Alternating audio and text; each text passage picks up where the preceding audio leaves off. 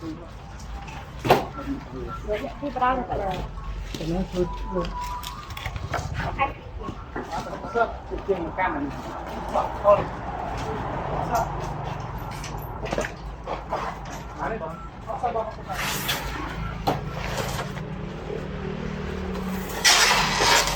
เฮ้ย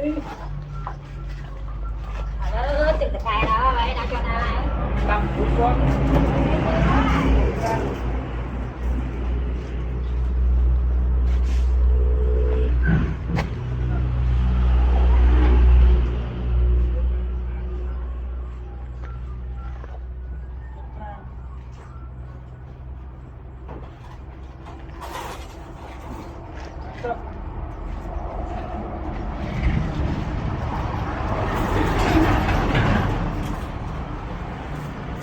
เอาไม่เคยจะจำไว้ก่อนนี่